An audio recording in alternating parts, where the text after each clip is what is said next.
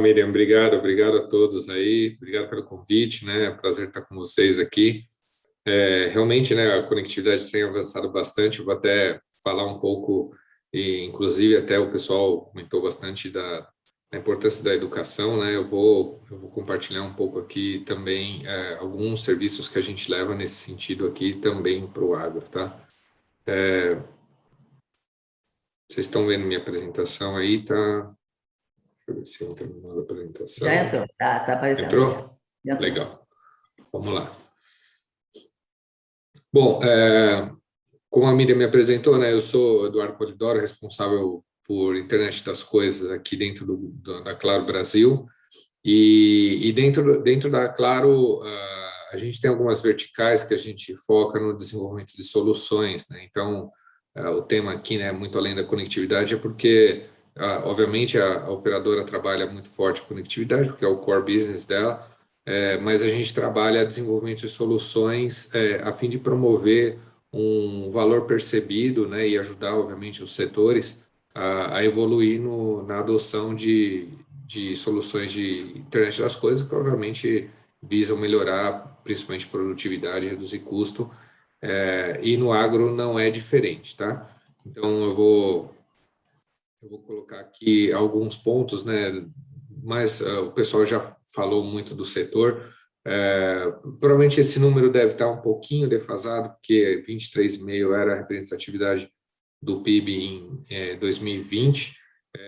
Em 21, com certeza, esse número cresceu, né? Então, é um setor, obviamente, do agro muito importante para a economia brasileira. O Brasil é o maior produtor de soja, né, entre um dos maiores produtores de algodão do mundo. E, além da guerra, agora, infelizmente, que a gente está tendo uma guerra física, né, Rússia, Ucrânia, a gente também tem uma guerra comercial, né, entre China e Estados Unidos, que ainda permanece, e obviamente faz com que o agro brasileiro seja ainda mais atrativo, uma vez que a gente não participa dessas disputas. A gente tem um potencial gigantesco para fazer recuperação de áreas degradadas, né?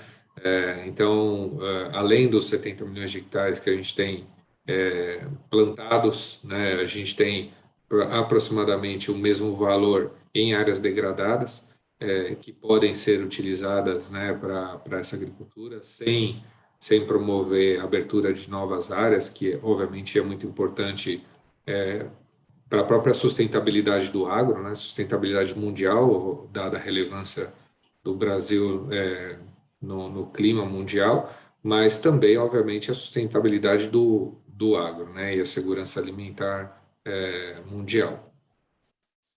E também a gente vê uma tendência muito grande do consumo de proteína, que eu estou chamando aqui, entre aspas, de padronizada, até porque houve rumores, né, lá no começo, ainda não, acho que não se tem uma conclusão, mas um exemplo foi o início do próprio Covid, né, provavelmente saindo aí de um consumo, talvez, de proteínas não padronizadas, né, e questionáveis, né? Então, acho que tem esse ponto que torna também o setor do agronegócio muito relevante no Brasil.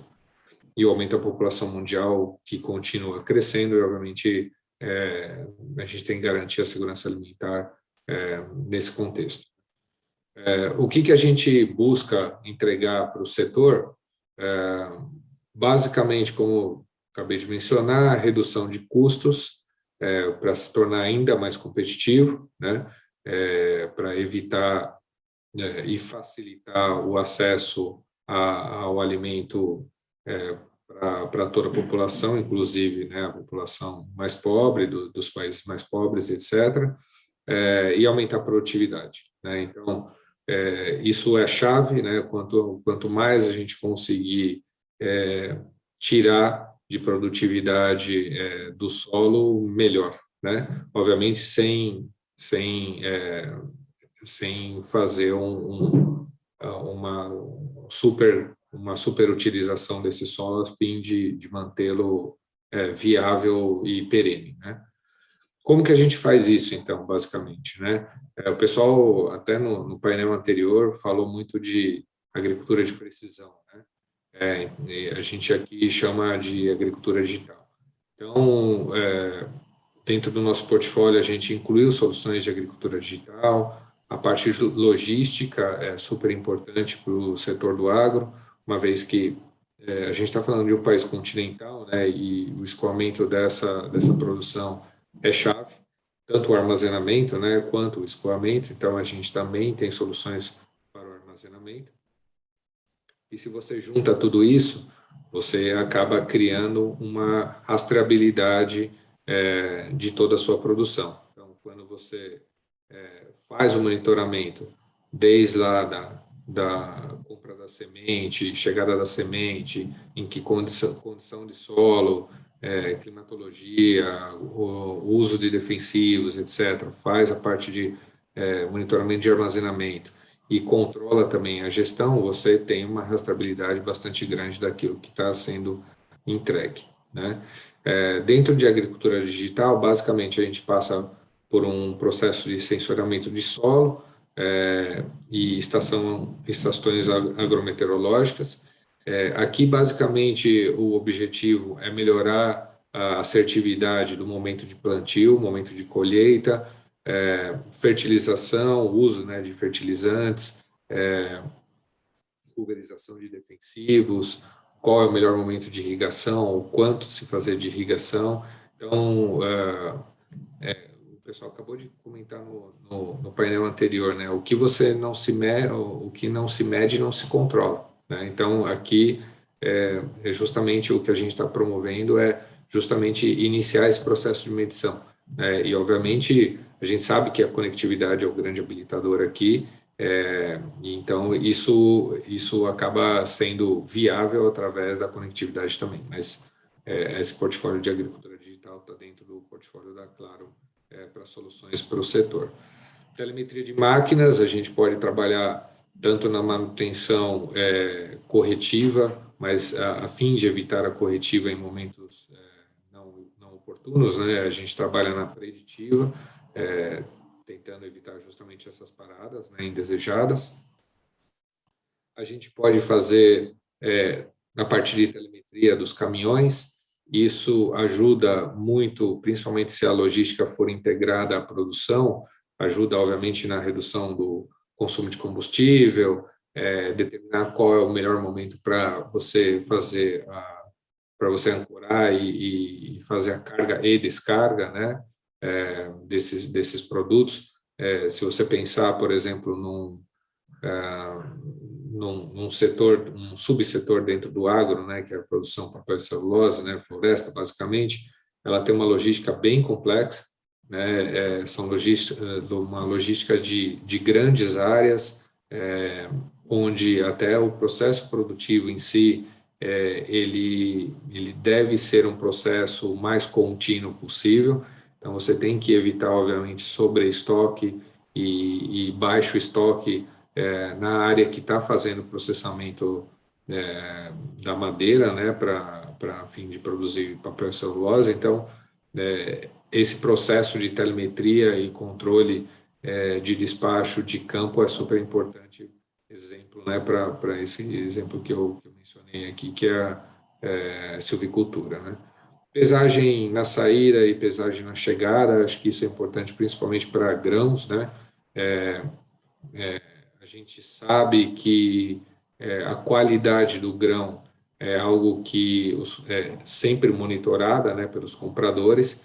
Então, a garantia pelo produtor que o grão que ele está produzindo, que foi super bem armazenado e etc., controlado, não houve nenhuma fraude no transporte, né? Então, a gente tem como monitorar se o caminhão que saiu e a carga que saiu é a carga que chegou do outro lado.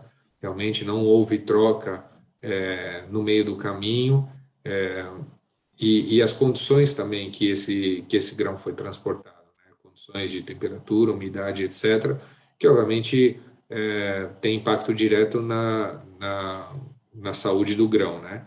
pensando que, obviamente, o produtor ele pode ser penalizado se a umidade estiver acima do estabelecido como limite pelo comprador, isso tem um impacto direto na receita do produtor. Então, por isso que a gente achou interessante incorporar no portfólio e também utilizar aí como solução para o setor. Silos e galpões é o que a gente chama de silo conectado, né? Então, utilização de scanners 3D, de LiDARs, para você fazer o controle do volume de estoque, gases emitidos, isso é importante para manter a qualidade do grão também, e evitar acidentes, né? Até porque alguns gases desses são explosivos, então você pode ter uma situação ali de risco mesmo, caso você não tenha nenhum tipo de monitoramento. E aí, obviamente, você consegue fazer o controle, ligar, desligar aeradores, fazer todo o controle de saúde do grão, que é super importante, como eu acabei de mencionar, para manutenção da qualidade do grão. Então, quando você junta isso, né, plantio, colheita, todo o processo, vamos dizer assim, dentro da fazenda, e você junta com monitoramento de transporte, mais a armazenagem, isso obviamente te gera uma rastreabilidade de todo o processo, né, que é super importante. Então, toda essa informação a fim de se utilizar tanto em tempo real, tanto quanto para a garantia pós-venda, que aquele grão tem determinada qualidade, que tudo isso foi monitorado e está registrado, por exemplo, numa blockchain que é inviolável, né? Isso garante que para o comprador que o processo é aquele processo realmente que foi vendido, né? Aquela condição que foi vendida. Então, isso é super importante para valorizar ainda mais a produção pelo setor do agronegócio do Brasil. A conectividade ela é o grande enabler, né, porque ela é a grande transportadora desses dados e é a grande habilitadora de todo esse negócio. Isso a gente está falando, obviamente, de conectividade pensando nos processos produtivos. Mas como o pessoal do painel anterior acabou de falar, a conectividade é importante para várias outras partes, vamos dizer assim, que compõem o agro, e a parte principal, basicamente, que são as pessoas, né? Então, educação, obviamente, é bastante importante para a evolução de qualquer negócio, e o agro e a conectividade, obviamente, habilita também a conectividade das pessoas, né? Então, a gente sabe que a gente poderia fazer o melhor trabalho possível para conectar as máquinas, os sensores, etc., mas se a gente não conectar as pessoas, não tem negócio, né? Então, na conectividade, basicamente, a gente leva o sinal celular, torres celular, então a gente coloca essas torres dentro de fazendas, em estradas e etc., para garantir esse processo, que esse processo funcione. E a gente pode também usar, dentro do Grupo Claro Brasil, a gente tem uma empresa do grupo chamada Star One, que tem 9 satélites, basicamente para atender toda a América Latina, e a gente tem cobertura em todo ponto, qualquer ponto do Brasil, né? E com a banda Ka aqui, que é uma banda específica de alta performance, a gente tem toda uma grande parte do agro e expandindo ainda mais para os mais ainda na direção do centro-oeste e do norte, mais no centro do continente, né? Então, cobertura, a gente tem diversas opções, mas em geral a gente leva essa cobertura celular e muitas vezes associada até a conexão satelital para que pode não ser a conectividade principal, mas ela funciona muito bem, a conectividade satelital funciona muito bem como um backup para que, caso você tenha algum rompimento de fibra ou algum problema no que a gente chama de backhaul, né, que é onde se trafega toda e se dá vazão todos os dados que são conectados na rede de radiofrequência aqui celular. Caso você tenha um problema nessa rede de backhaul, o satélite ele pode assumir esse backhaul momentaneamente para você ter a manutenção disso, né? Aqui eu vou citar um exemplo de floresta, né? Acabei mencionando a complexidade dessa cultura, né? E realmente é super complexa, até porque as áreas elas são muito dispersas, né? Então, se você pensar que esses são sites de um produtor, tá? Você vê que, se você pensar aqui em dimensões, né? A gente está falando de 250 quilômetros por 160 quilômetros.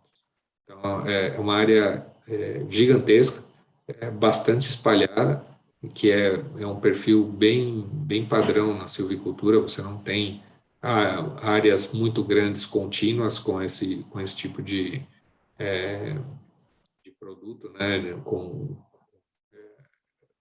essa cultura sendo produzida. As tecnologias que existiam até hoje, elas tinham uma limitação de cobertura bastante, até porque o 4G tradicional ele tinha um foco muito grande nas pessoas só, né? Então, com o tempo, o próprio 3GPP, que é o organismo que desenvolve novas tecnologias do setor celular, ele foi evoluindo e criou-se novas redes dedicadas para IoT, né, dedicadas para conectar coisas, sensores, etc. Então, aqui, por exemplo, é a cobertura Narrowband IoT e CAT-M, que são essas duas redes que eu acabei de mencionar que foram desenvolvidas para conectar coisas, né?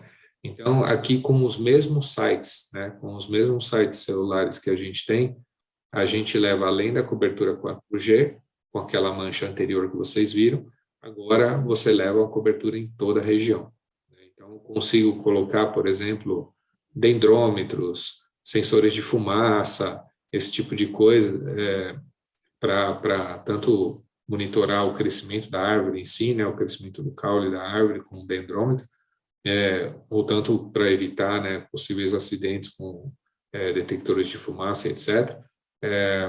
E eu consigo usar essas redes, porque eu não preciso uma quantidade grande de dados, né? Então, nessa linha, a gente expandiu as nossas redes, vocês veem aí que a nossa cobertura dessas duas redes, ela é muito maior em área do que a cobertura 4G, né? E ela não tem necessariamente torres dedicadas, ela usa as mesmas torres do 4G, que a cobertura dessas redes mesmo é maior em si. Então, você vê em todos os estados do Brasil, acontece a mesma coisa. Às vezes, a cobertura chega a ser 8 a 10 vezes maior do que a cobertura 4G. Além disso, a gente faz, né, a gente tem o nosso hub de inovação, que a gente faz parcerias com outros institutos ou outros hubs também, para acelerar, seja para acelerar startups. Aqui a gente fez, por exemplo, uma parceria, um Hackatagro, né, que é um hackathon voltado para o agro, em conjunto com o nosso cliente parceiro SLC, e basicamente aqui a gente trabalhou uma solução de redução do uso de defensivos químicos no processo de grãos, né? A gente também, obviamente, usa o 5G para habilitar e testar novas aplicações para o agro. Eu não vou me aprofundar muito nisso, porque vai ser o tema do painel, do próximo painel aqui. Essa solução aqui é uma solução que a gente usa como grande geradora de dados para as nossas soluções de agricultura digital. Então, com essa solução, a gente consegue fazer medição de precipitação, evapotranspiração, eu consigo saber se a planta está perdendo mais água do que deveria, e isso eu consigo fazer o cruzamento desses dados com umidade de solo também, então eu sei qual a condição de solo e eu sei o quanto está sendo perdido de transpiração, de água pela transpiração das plantas, eu consigo fazer esse cruzamento para saber se está faltando algum nutriente, se eu preciso fazer alguma correção. Consigo medir radiação solar, eu consigo medir NDVI, apesar de o pessoal usar muito medição de NDVI via imagem satelital. Aqui a gente consegue fazer NDVI no campo, que é muito mais preciso, né? Justamente com essa estação agrometeorológica que vocês estão vendo aqui, que é esse disquinho que parece um disquinho voador aí. Então, eu tenho várias medições que eu consigo fazer aqui, e essa estação ela já usa essas redes, né, Narrowband e KTM. Então, eu consigo colocá-la em locais que, mesmo não tendo cobertura 4G ali, eu tenho cobertura, muitas vezes, dessas outras redes.